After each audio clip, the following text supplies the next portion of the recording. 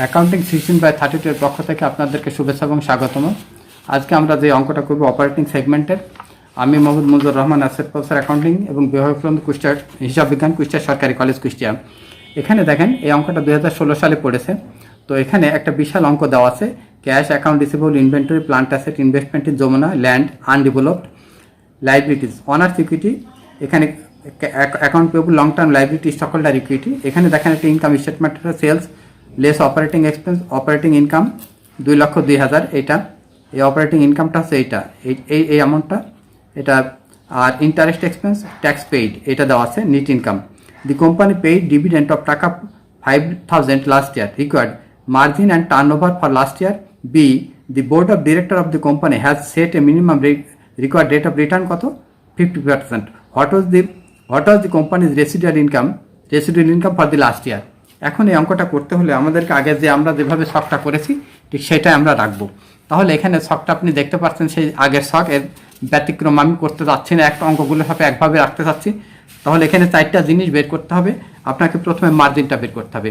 Margin বের করতে হলে এখানে সূত্রটা আগের মতোই আছে, net operating income by sales into 100, অর্থাৎ NOI বাই সেলস। তাহলে নিট অপারেটিং ইনকাম এখানে 2,02,500 বাই সেলস হচ্ছে 20,25,000 গুণ 100। এখানে এর পরিমাণ আমাদের আছে 10, এর পরিমাণ আমাদের এখানে আছে 10%, এর পরিমাণটা আছে 10%। এবার আমরা বের করবো টার্ন ওভার। টার্ন ওভারটা sales by average operating asset. এখন সেলস আমাদের দেওয়া আছে, এখানে সেলস দেওয়া আছে 20,25,000, 20,25,000 বাই অ্যাভারেজ অপারেটিং অ্যাসেটের কোনো সন্ধান এখানে অঙ্কের মধ্যে নেই, কিন্তু এখানে অ্যাসেটের একটা তালিকা এখানে দেওয়া আছে। এখানে যে অ্যাসেটগুলো রয়েছে দেখেন, আমি আগেই বলেছি beginning operating asset plus ending operating asset divided 2, beginning operating asset plus ending operating asset divided 2। তাহলে এখানে অপারেটিং অ্যাসেট কোনগুলো? এখানে দেখেন ইনভেস্টমেন্ট অপারেটিং অ্যাসেট না, আমরা জানি অ্যাসেট তার 5টা, একটা হচ্ছে কারেন্ট অ্যাসেট, আর একটা হচ্ছে প্লান্ট অ্যাসেট, আর একটা হচ্ছে ইনভেস্টমেন্ট, আর একটা হচ্ছে ইনটেনজিবল অ্যাসেট এবং ফিকটিসিয়াস অ্যাসেট। ইনটেনজিবল এবং ফিকটিসিয়াস এরা ইনভেস্টমেন্ট, ইনটেনজিবল, ফিকটিসিয়াস এবং ইনভেস্টমেন্ট এরা অপারেটিং অ্যাসেট না। এখানে দেখেন ল্যান্ড, এখানে আনডেভেলপমেন্ট, এটা যদি এই ল্যান্ডের উপর যদি বিল্ডিং থাকতো তাহলে কিন্তু এই ল্যান্ডটাই প্লান্ট অ্যাসেটের মধ্যে আসতো। তাহলে অপারেটিং অ্যাসেট হবে কারেন্ট অ্যাসেট আর হচ্ছে প্লান্ট অ্যাসেট। যদি এখানে ল্যান্ড আনডেভেলপমেন্ট না থাকতো তাহলে আমরা ধরে নিতাম, তাহলে ক্যাশ, এখানে অপারেটিং হচ্ছে ক্যাশ আর প্লান্ট অ্যাসেট, ক্যাশ আর প্লান্ট অ্যাসেট। যেহেতু এখানে আনডেভেলপমেন্ট বলেছে, এটা উৎপাদনের সাথে অংশ নেয়নি, এর জন্য এটা আসবে না। তাহলে cash, account receivable, inventory, plant asset, এই 4টি হচ্ছে আমাদের বিগিনিং অপারেটিং অ্যাসেট। বিগিনিং 8,20,000 আর এন্ডিং হচ্ছে 7,95,000। এই জিনিসটাকে আমরা এইভাবে করে নিয়েছি। এখানে দেখেন, এখানে আমি লিখে দিচ্ছি average operating asset, beginning operating asset plus ending operating asset. Beginning operating asset হচ্ছে 70,000 প্লাস 2,25,000 প্লাস 1,60,000 প্লাস 3,40,000, এটা 60,000, 2,40,000, 60,000, 1,90,000 আর 3,10,000। এটাকে যদি আমরা ভাগ করি তাহলে এটা হয় 8,20,000, এটাই 7,95,000। এর পরিমাণ অ্যাভারেজ অপারেটিং অ্যাসেট 8,07,500। এখন আমরা অঙ্কে যাব 8,07,500। তাহলে এখানে আমরা লিখবো 8,07,500, এটা টাইমস বের হবে। এটা আমাদের কি বের হবে? এটা আমাদের টাইমস বের হবে। এর পরিমাণ আসবে 2.5 টাইমস, এর পরিমাণ আসবে 2.5 টাইমস, এর পরিমাণ আছে 2.5 টাইমস। তাহলে এখন এই রিটার্ন অন ইনভেস্টমেন্টের পরিমাণটা কিভাবে? রিটার্ন অন ইনভেস্টমেন্ট এইটা দেখেন, আর অঙ্কের সাথে সম্পর্ক না রাখলেও চলবে।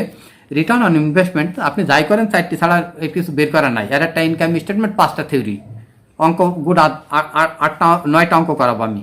Return on investment, margin plus turn over, যেভাবে কোশ্চেন হোক আপনি পারবেন। তাহলে মার্জিন ইন্টু টার্ন ওভার এভাবে লেখা যায়, অথবা net operating income by sales, এইটুকু লেখার পরে এইটুকু লিখে নিই সেলস বাই অপারেটিং অ্যাসেট।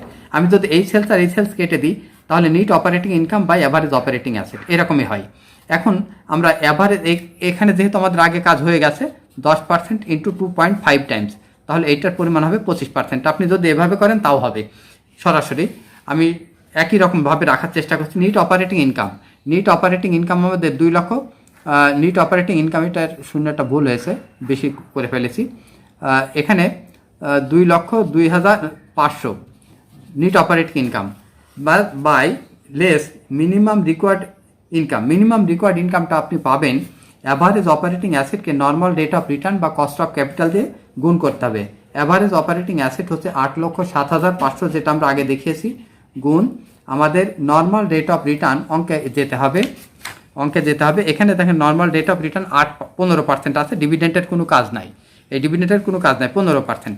এই 15% দিয়ে একে গুণ করেন, এই 15% দিয়ে একে গুণ করলে আমাদের আসবে হচ্ছে 1,21,125, 1,21,125। তাহলে আমাদের 81,375 টাকা থাকবে রেসিডুয়াল ইনকাম। এখন এই মিনিমাম রিকোয়ার্ড ইনকামটা কি? একটা ব্যবসা প্রতিষ্ঠান বছরের প্রথমে শুরু করে অনুমান করে যে আমি 15% লাভ করবো অ্যাসেটের উপরে। এই যে 15% অ্যাসেটের উপরে লাভ করার জন্য যে অনুমানটা করে, এইটা হচ্ছে minimum required rate of return.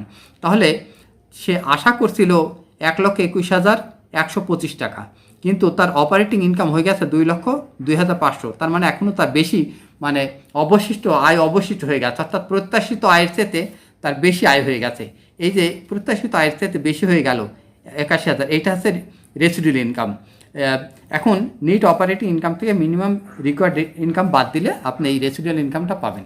এর পরবর্তী তার দুটো অঙ্ক আছে, একটা ভিডিওতে ফার্স্ট চেষ্টা করুন।